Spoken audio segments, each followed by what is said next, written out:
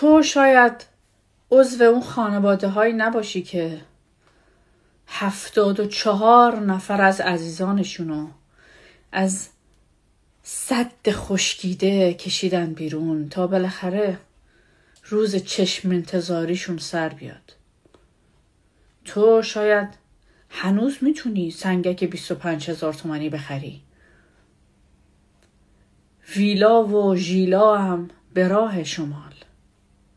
چون تو سیستمی هر چند وقت بارم یه کمک هزینه توپل از بیت رهبری میرسه و ترجیح میدی ساکت بمونی.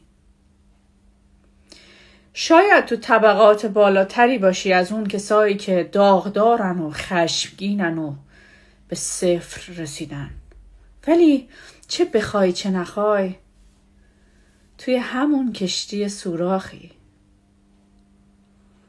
که داره غرق میشه. همسال من خیلی وقت دل از اون کشتی کندیم و زدیم به آب و خودمونو پرت کردیم توی کشتی که مال ما نیست. ما هم حکم ذخیره رو داریم، هر موقع عرصه بهشون تنگ بشه پرتمون کنن تو آب. ولی امید داشتیم که شاید صاحبای کشتی که شما باشی طاقتتون طاق بشه، کشتیتون رو پس بگیرین و ما هم برگردیم بسازیمش. امروز با آهنگ کلا قرمزی گریه میکردم. جون به جونم کنن مال اون کشتیم و 3 ساعت تموم لرز به تنم افتاده بود از مصاحبه آقای نصیری با آقای علیخانی که تمام دغدغش نیومدن پهلویه و 1000 بار تو حرفاش میگه که شما پادشاهی خواه که نه حزب دارین، نه سیستم، نه سازماندهی و خیلی ضعیفتر از مجاهدینید.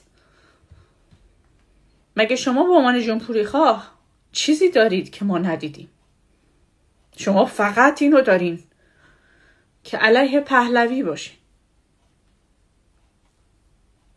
چقدر غریبی وطنم، چقدر بی کسی هموطنم.